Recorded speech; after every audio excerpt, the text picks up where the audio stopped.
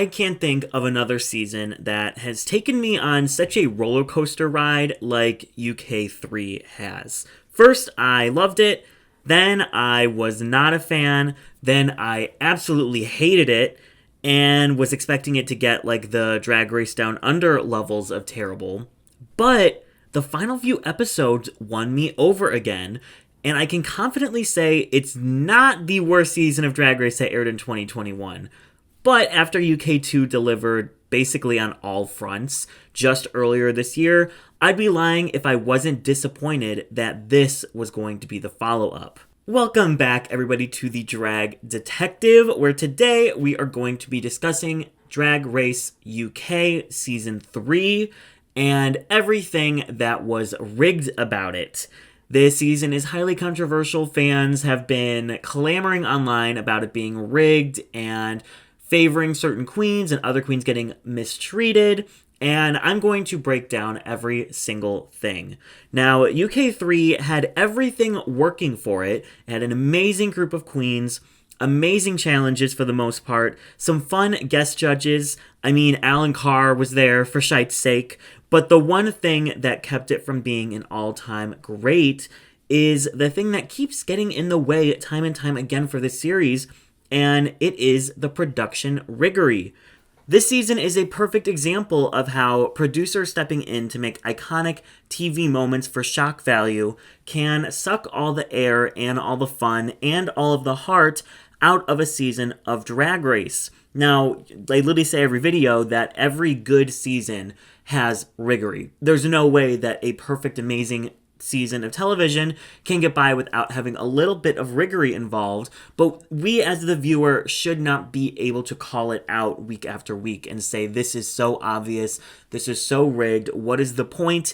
And that's kind of what UK3 delivered. It was so transparent in how it was trying to make these shocking moments for television, but they didn't feel warranted, and overall it just muddled down the whole season. So we're going to get into it, the riggery of Drag Race UK3.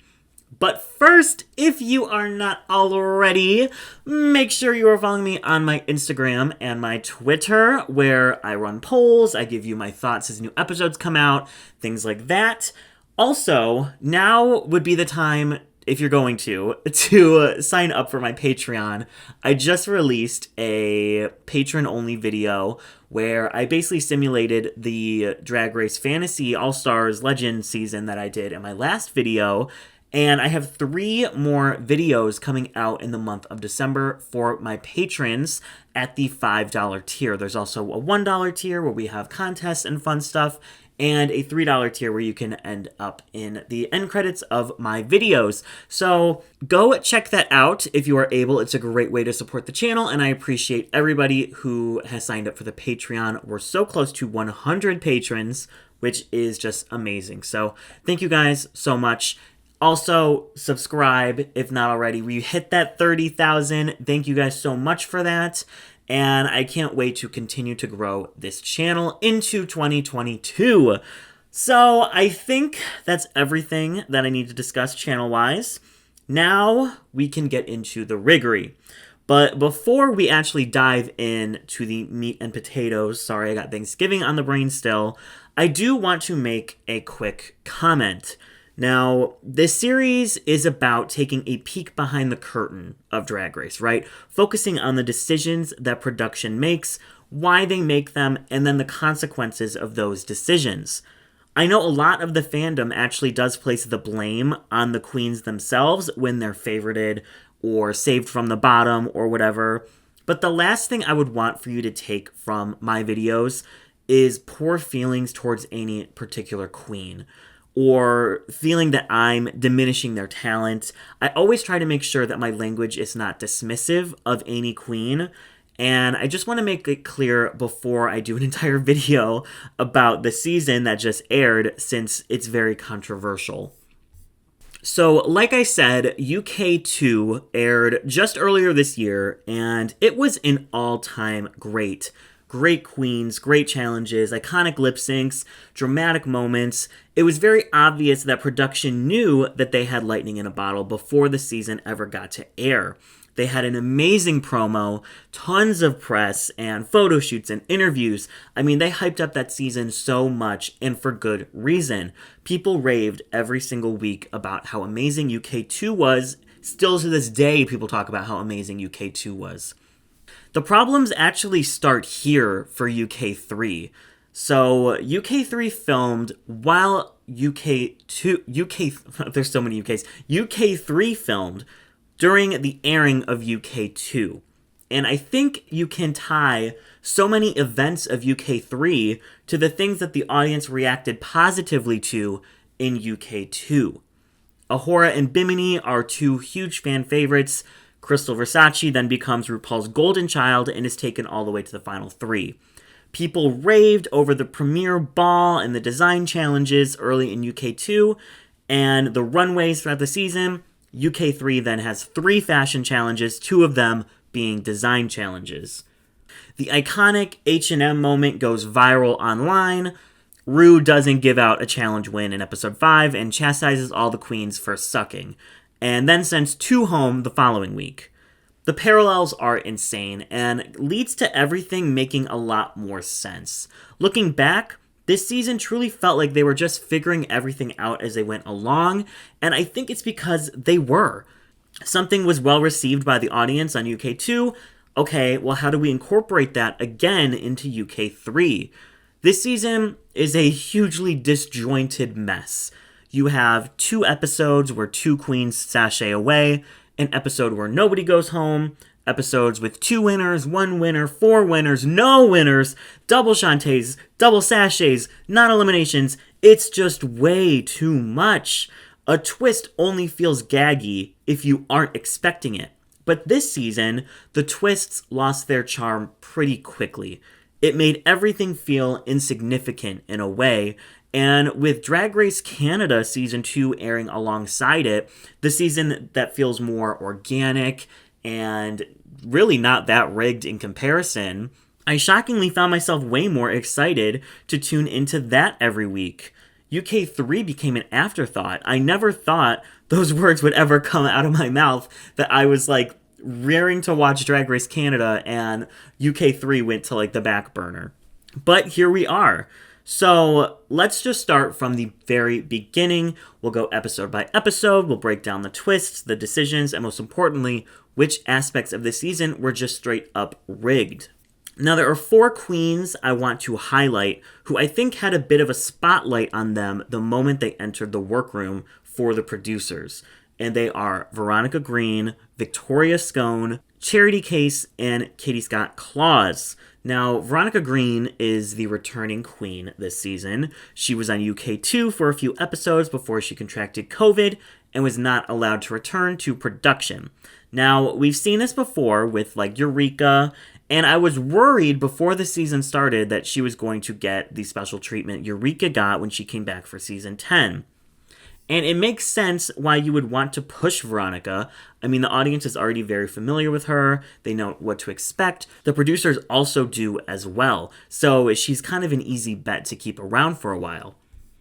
I was also expecting Katie Scott Claus to get a push. Not only is she besties with the UK 1-star Cheryl Hole, she's in a girl band with her, but she also shares a lot of similarities with Lawrence Chaney, the winner of UK2, when it comes to their drag aesthetics.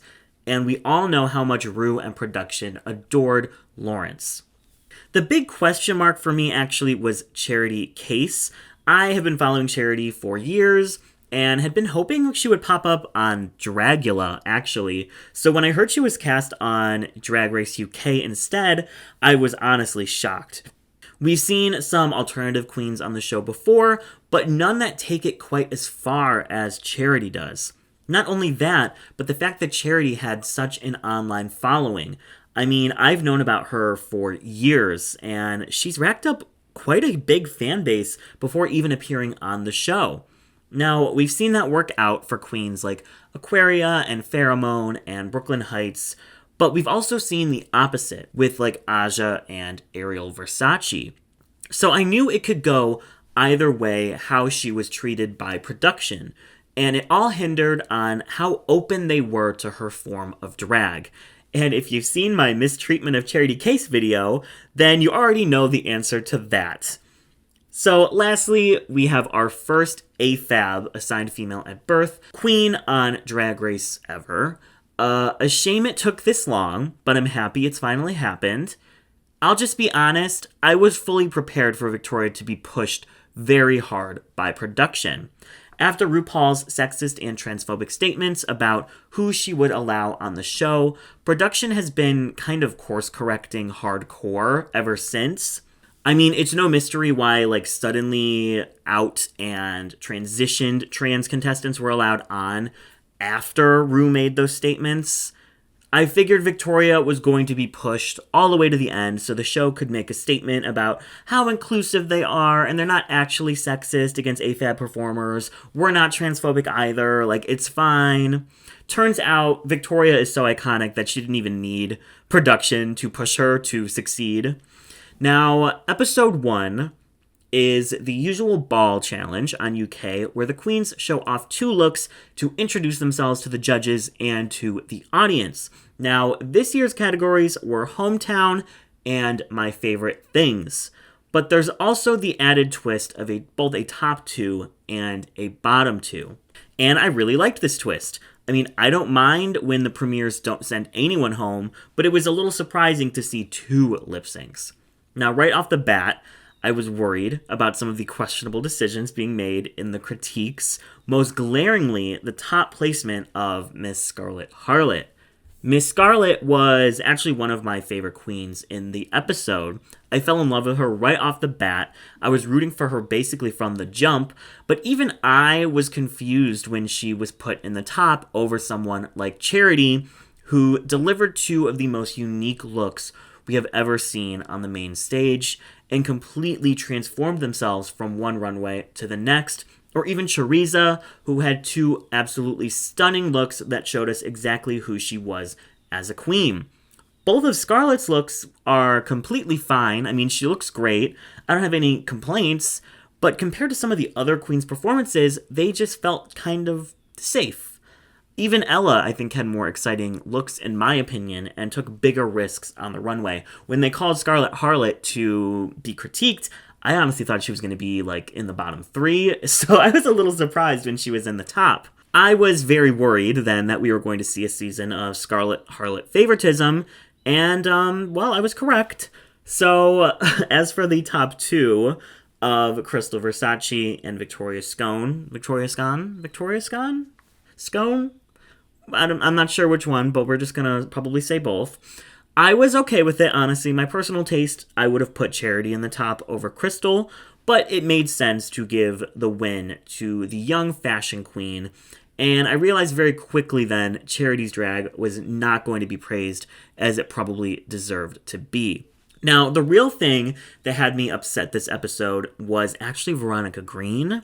I mean, she gave us one of the worst looks in Drag Race history, and her hometown look was so base level. I mean, she had an idea, and she just didn't take it any further than the base concept. And yeah, her second look sealed the deal for me that she was the worst of the night. Every other queen had at least one look I thoroughly enjoyed. Veronica delivered, in my humble opinion, 2 duds.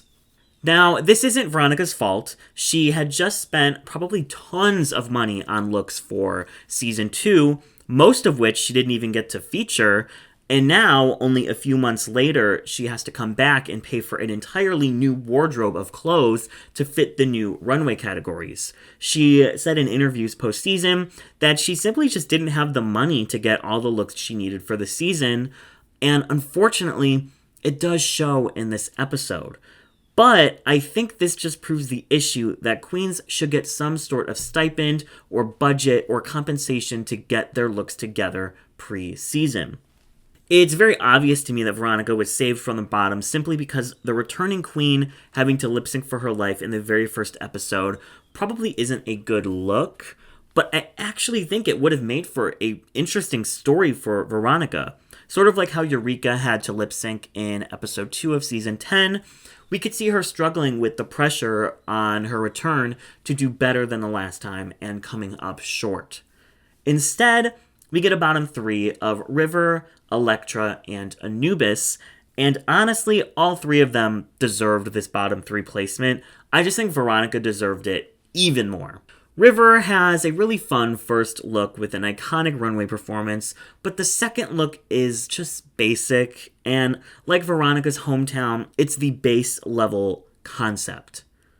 Elektra has kind of a dowdy and small first look, but her second look I think is actually really imaginative, well done, shows a complete concept and look. I really enjoyed it. Going into the season, I was hyped for Anubis, and just by looking at all of her unused runways, it's clear she had so much more to show. But like the other members of the bottom three, her one look was conceptual and strong, and the other was kind of thrown together and somewhat basic. I think it's very interesting we get to see the two ends of the spectrum with our 19-year-old contestants. Krystal winning the challenge, and Anubis sashaying away.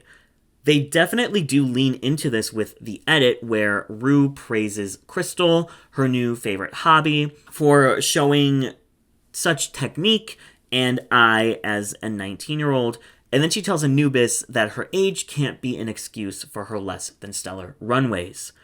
Overall, the story for this episode does make a lot of sense. Elektra is hyped up from her entrance as an incredible dancer, and putting her in the bottom does ensure for a killer lip sync in the first episode, especially to a fun and upbeat song like Sweet Melody. So this season takes its first big hit in episode 2, where Victoria Scone reveals she injured her knee during the lip sync the episode prior. Victoria was definitely going to be a heavy hitter on the season. She showed her talent, her comedy chops, her charming personality, all in just episode 1, and I have no doubt she would have killed the competition if she had been able to stay the whole time. I also have no doubt that WoW would have loved to see her in the finale as well. Everything was working in her favor, except for that landing during her floor slide. So episode 2 is basically reaped through the coals when it was released. It is the Dragathon Dance Challenge, and if any episode was going to prove Willem's tea about the season being filmed in 10 days, true, it was this episode. I mean, it was clear as day the queens did not have the proper amount of time to learn all the choreo for this challenge, as we saw many queens unable to perform it properly. The whole challenge was a mess, and I put the full blame on production for not giving them enough time to truly nail it.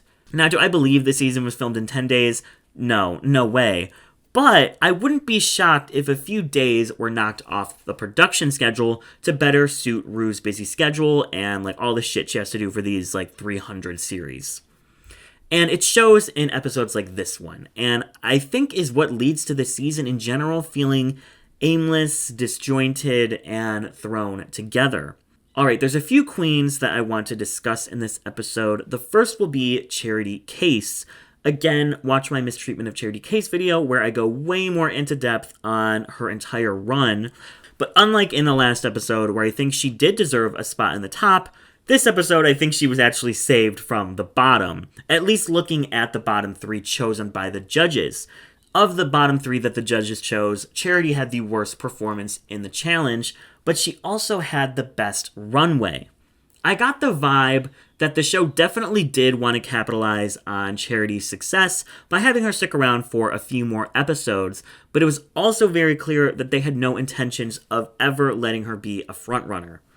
So someone like Vanity Milan is then thrown into the bottom instead of Charity, most likely because they needed someone to send Elektra Fence home. And Vanity is the other queen on this season with the dancing chops to do it. But it also doesn't sit right with me that the only black queen cast on the season is already unfairly thrown into the bottom in episode 2. And she basically gets thrown into the bottom because she had an ugly wig. I mean, she did perfectly fine with her choreo, showed some personality, and that's a hell of a lot more than can be said about some other queens' performances in this episode. Elektra, Charity, and Scarlett all failed in both choreo and personality in the challenge, but it was obvious from the previous episode they were not going to let Scarlet fall into the bottom so soon, especially next to such a fierce dancer as Elektra. So then, who do you put next to her in the lip sync? Not Victoria, she can't dance with her knee. Scarlet and Charity wouldn't be able to beat her. Choriza and River did too well in the challenge and had amazing runways, so it can't be them. We're setting up this storyline between Ella and Veronica, so not Ella. Looks like it's gotta be Vanity. I mean, it worked because Vanity bodies this song and the lip sync assassin of UK3 is born, but still, I was like, Vanity deserves better. On the other end, we have Kitty, Krystal, River, Choriza, and Veronica all do great in the performance, and Choriza, Krystal, Kitty, and River all look amazing on the runway as well. But Veronica, Krystal, and Kitty are the ones chosen to be in the top, and Krystal is given her second win in a row. Now, this was very controversial, especially since Krystal won just the week prior, and I must say, it was a very strange choice. It's one thing if she had flat out done the best, hands down, but there were definitely other options here to give the win to. It is crucial in the first couple of episodes to start setting up the big threats. I would say the first 3 episodes of a season are all about separating the big dogs from the chihuahuas. UK1 had Vivian, Baga, and Davina win the first 3 episodes, and I mean, they ended up being the final 3. So when a queen wins the first 2 episodes right off the bat, it's kind of stunting the audience's ability to pick out multiple frontrunners. So after a wonky episode 2, episode 3 is where things really started to go off the rails in my eyes. The episode was completely bizarre. It's the Great Outdoors Design Challenge, and this episode just left a bad taste in my mouth because of the judging. Not because of the choices the judges made necessarily, but because of the language they used with the queens. Now, the episode starts with Victoria going home, and we barely even get a proper send-off with her. I mean, no emotional final confessional from her, talking about having to leave so soon, no seeing her get the news. She just vanishes from the narrative, and especially with her being propped up as such a huge character, her departure definitely left a huge hole in the season, both narratively and emotionally. I will say the bottom 3 this episode, they were completely right. Choriza, Veronica, and Vanity all struggled with their looks, but it was very bizarre to lose Veronica so soon, especially since it seemed like the premiere, they were hyping up this big story between Veronica and Ella, and then it went absolutely nowhere. It felt very much like the Olivia and Rosé story arc from the premiere of season 13 that was really never touched on again after that episode. I don't know why production loves giving us narrative blue balls, but all it does is lead to a disappointing conclusion to Veronica's time on Drag Race. She basically gets the Asia O'Hara storyline from the Last Ball on Earth challenge, where a talented seamstress ends up spending all her time helping the other queens with their looks, and their own outfit suffers for it. Except this time, Veronica is actually sent home. It's sad, it's disappointing, and it makes me feel like they really didn't use Veronica's strengths to their benefit at all. When other queens are brought back, it usually has huge narrative payoff, right? The producers know exactly what to expect from them, so they can make sure to put them in situations that will highlight their skill set or personalities. Think Eureka on season 10, Vanjie on season 11. This time felt more like, okay, Veronica is back. Let's set up this thing with Ella that will become a season-long arc. Oh, but she's in the bottom and went home. Okay, well, never mind. The thing that made me actually upset, though, about this episode were the critiques for the top 3. It seemed like they weren't fully impressed by anyone that they put in the top. Krystal, they were bored by. Ella, they were split on her second look, and Graham was basically like, sorry, Scarlet did it better than you, Ella. And then the winner of the challenge, Scarlet Harlot, had their first look called cosplay and was basically disregarded. This was an issue for me for most of the season, actually. I like seeing my drag queens being propped up, highlighted, and celebrated, and a lot of this season felt mean-spirited, especially some of the episodes coming up. This episode, I felt like why pick this top 3 if you really didn't seem to like them all that much? I mean, River had 2 amazing looks, as did Charity. What must the judges have felt about them then if they weren't in the top and they barely liked the queens that were up there in the first place? It also sucked seeing Choriza's first time getting critiques be mostly negative. I mean, the first few episodes highlight Choriza a lot, from her talking about her boyfriend, being an immigrant living in the UK alone, and how the pandemic affected her. She very quickly became the heart of the season, along with River Medway, and she had done really well the first 2 episodes, both performances being potentially top-worthy. She did have a misstep this episode, but since both of her earlier performances were deemed safe, she never got any positive feedback from the judges for them. And now we see her in the bottom 3 getting some pretty harsh critiques, and it kind of just disregards how well she had been doing, and is kind of just sad for such a lovable queen to see that. The first 3 episodes definitely had some questionable stuff going on, but these next 3 episodes really drag the season down. I kind of actually stopped watching for a bit and let some episodes build up before I caught back up weeks later. And the biggest issue in all of them is it doesn't celebrate the queens, and instead uses knocking them all down a peg for entertainment. And that's not how I want to see my drag queens being treated on television. Episode 4 is the iconic girl group challenge, probably the biggest staple of the UK challenges, following Break Up Bye Bye and UK Hun. I'm not sure BDE matches the same level of iconicness, but it's still a bop. I mean, the slow version is at least. So we're at Final 8, and this episode sets up the underdog story arc that has been done countless times before. At this point, Krystal and Scarlett are the 2 frontrunners who both have wins. Kitty has been doing really solid and been getting good critiques, and Charity is the biggest name there, who has had some solid performances despite her track record not necessarily saying that. So that leaves Vanity, River, Choriza, and Ella as the underdogs. Now, only Ella has ever been in the top, which was in the episode prior. Vanity has already had to lip sync twice. River and Choriza have been skating by, basically, either being safe or low every week. And, of course, they are given the ballad that everyone thinks they're going to flop, and then they blow the other team out of the water and win the challenge. Of course it's satisfying, of course it's great. It's a Drag Race staple storyline, and it always works. What I'm just a little, about is the fact that the 3 queens of color on this season are all relegated to underdog status.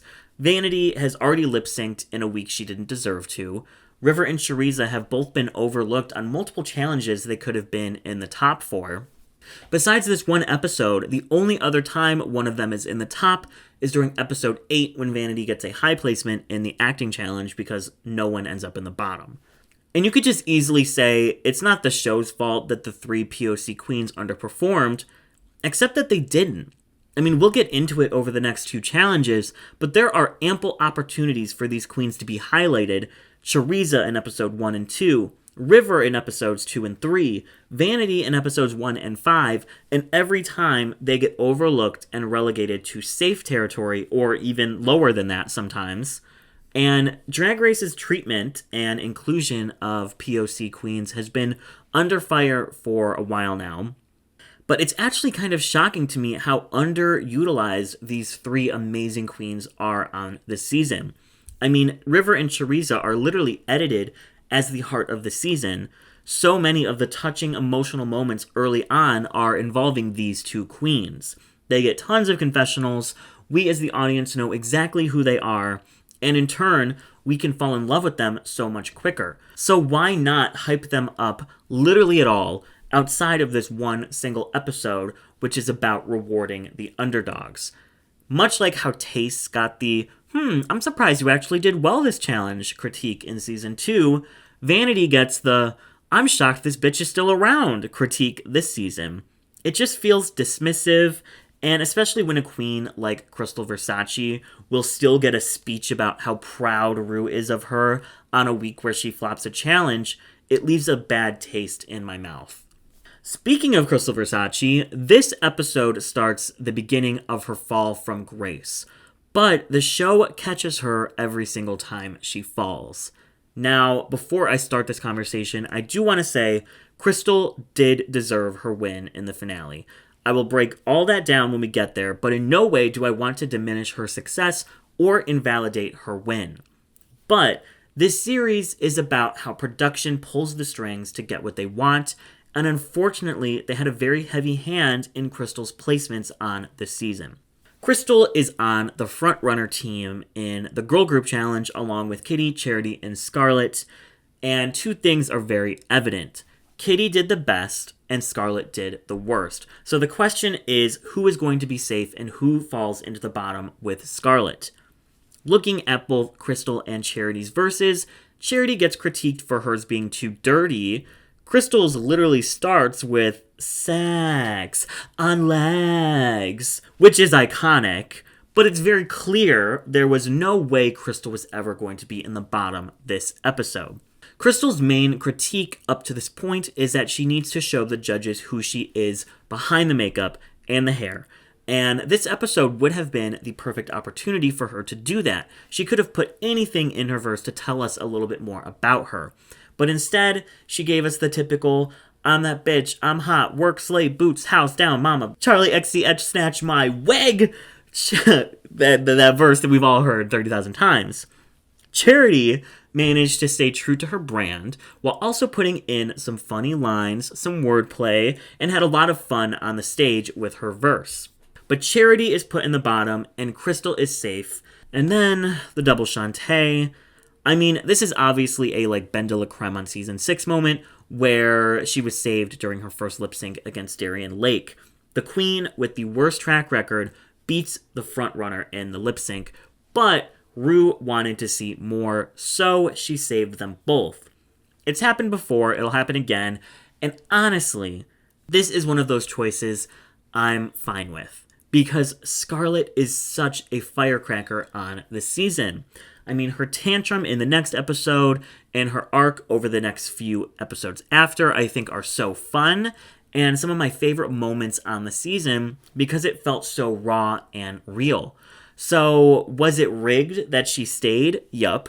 But I always say, just because it's rigged doesn't mean it was bad, and this is one of the times I think it worked super well. Okay, episode 5, another trash episode. It's the Drag Alexa episode. Hate how the queens were treated. Like I said, it felt like they were trying to have another no H&M on this stage moment, and it just came off mean-spirited and for shock value. The queens split into groups and do commercials parodying Amazon Alexa called Drag Alexa. One team is very clearly funnier than the other, but Ru tells them she was disappointed in both of them and no one wins. I mean, Krystal's team, was it the funniest commercial I've ever seen on Drag Race? No, but I watched it with my roommate and we were both laughing during that commercial. Especially during the ASMR stuff. I thought Krystal did really well. Vanity was super, super funny. It was very easily, they could just say, you guys were better, one of you win. I mean, hey Krystal, you're team leader, your commercial's better, you win this week. Or Vanity, you really came out of your shell this week and you look beautiful on this runway, you win. Or River, your voice as the Drag Alexa really worked and the pop-up at the end was so good. Also, you look incredible on the runway, you win. But no. They were all up for elimination, and Vanity is put in the bottom 3 for what? For what? Literally for what? I'm really not sure what they're thinking at this point. I mean, Kitty was the best in the other commercial and was going to be totally safe no matter what. Scarlett was definitely the worst, and as team leader, a lot of the blame falls on her shoulders. So then you have to go between Choriza and Ella to put into the bottom with Scarlett. Was Ru afraid either of them would send Scarlett home? I don't know. It's obvious that they didn't care about Choriza at all from what they do to her literally the next episode. And if Scarlett is in the bottom for being a terrible leader, why not just put Krystal there too? I mean, she obviously didn't step up since Charity had to take over.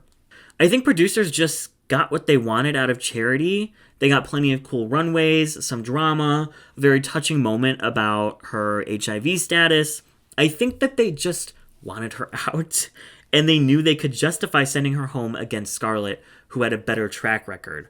Plus, it's like a rematch from last week, so that's kind of a gag, right? There are like 30 combinations of outcomes that make more sense than what went down in this episode. And I'm not even going to get into the critiques about Charity having to change her makeup, because I already vented all my frustrations about that out in the Charity video. I really don't want to dwell on these episodes, actually, because I feel like everyone knows how rigged they were, and I don't actually have a clear explanation about why they did what they did storyline-wise.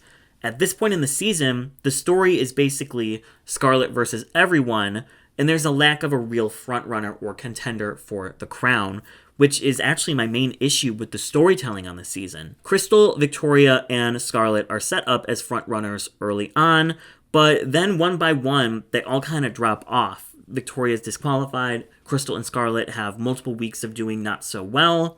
Other queens like Ella and Kitty should be frontrunners, but because of how wins are given out, their track records say otherwise.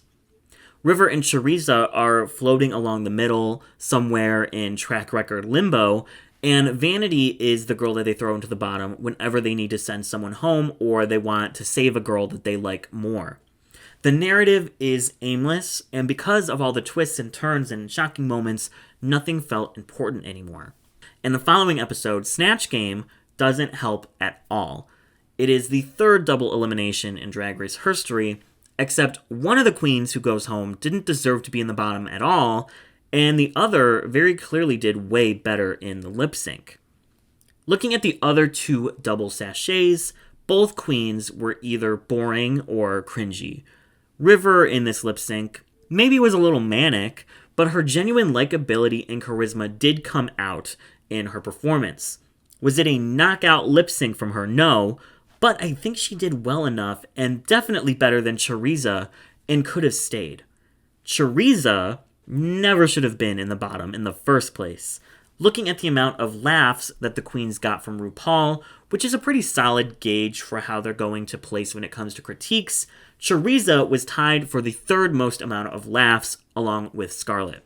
Ella got 9, Kitty was a bit behind with 5, and then Vanity, Krystal, and River are all tied with only 1 laugh in last place. Of course, this is just from what we see, at least.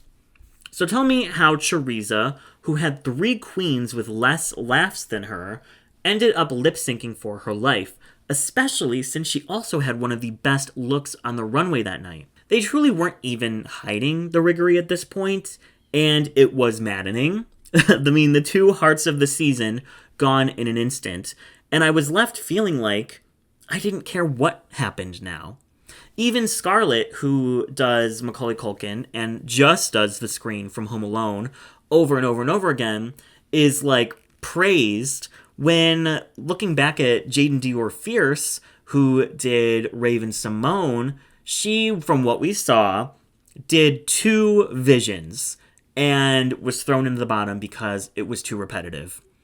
Scarlett did, 3 or 4 screams, and every time RuPaul laughed louder and louder.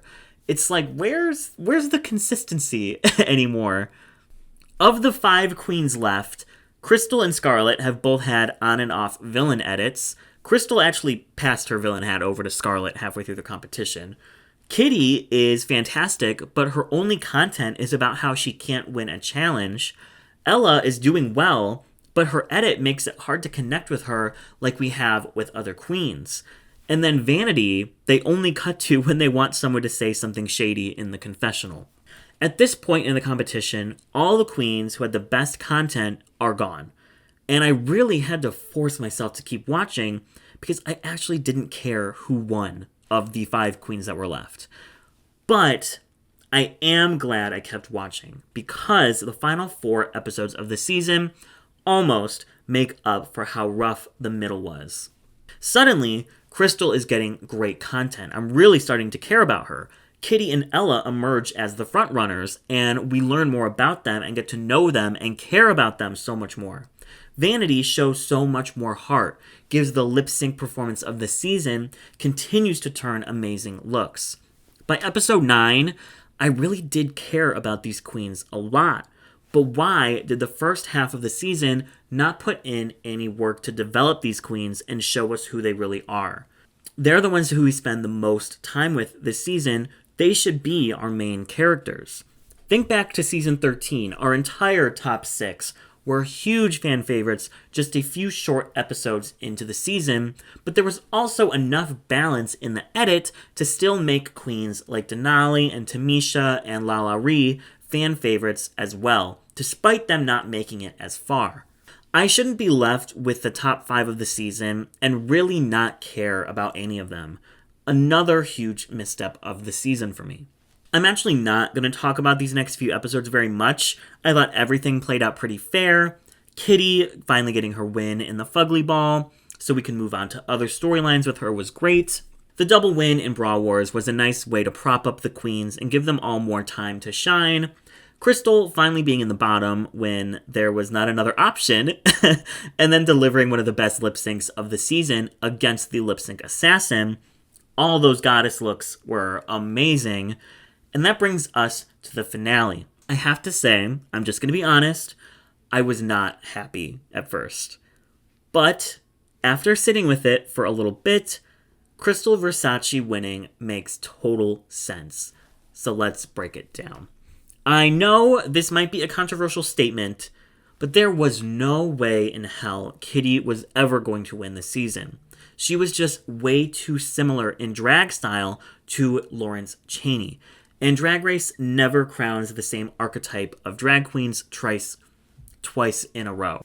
And especially with how much pushback there was to Lawrence winning last season, it just makes sense for producers to want to deliver a different type of winner this season. So the race is between Krystal and Ella. Ella has a better track record, 4 wins, no bottoms. But then Ella is a letdown in the finale.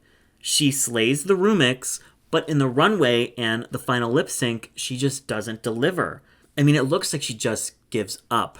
We know now that she was in some sort of back pain, she injured herself, but we don't get that information on the show, so it really just looks like she gives up. Meanwhile, Krystal demolished all 3 aspects of the finale. Gorgeous runway, amazing remix, and the best in the final lip sync. This gave me big Monique Hart energy. I think Monique really could have won All Stars 4, but she didn't deliver in the finale. And you know what they say in the industry, you're only as good as your last performance. Any of the 3 in the finale could have been an amazing winner, but I completely understand why they gave it to Krystal. But then something interesting came out. On Crave in Canada, the channel that airs Drag Race, the captions read Ella's win and her acceptance speech over Krystal's. Now, it's well known by now that they record all 3 queens winning to avoid spoilers, but would they really send all 3 of those endings to the broadcasters? Did they really change the winner last minute? I find it highly unlikely. I mean, Krystal was extremely behind in the online polls on Drag Race's accounts for who fans wanted to take the crown. If anything, I could see them make the switch from Krystal to Ella. I guess we'll never know, but it did make me think for a moment about the possibility of it. Unless they really wanted to piss off fans and create buzz about the least favorite queen being the one getting the crown. But I mean, Drag Race would never intentionally do anything to piss off fans, right? I mean, there's no way. In all seriousness, it's obvious Ru and the producers loved Krystal from day one, and honestly, she's probably the most marketable out of any of the top 3, and destroyed the entire finale. So her win, in my eyes, makes complete sense, and I'm not mad at it at all. But it is shocking to see the queen with both the worst track record and the least amount of fan votes be the one to take the crown. So that's it. UK3, a big letdown after an iconic season in UK2. But the final stretch of episodes, I think, saved the season from being Drag Race Down Under levels of bad. In general, I think the fan reception is pretty split. Some people like the season, some people don't like the season. I hope producers take some notes from Canada and look at what worked and what didn't about UK3 to make sure UK4 is another slam dunk for the franchise. Thank you guys so much for watching. I thank you all who are subscribed or who just tune in every week to catch up on what's going on over here. Here are all the links to my social media accounts and my Patreon. You can also check out the link tree in any of my profiles to see all of my pages. It's been an amazing day solving the mystery of who I would super like from this cast on Finder. And it's Choriza. Choriza May. 1000%. I would marry Choriza May in an instant. I honestly think Choriza is my biggest Drag Race crush of all time. And I know I can't be the only one. So thank you guys for watching, and I will catch you in the next one.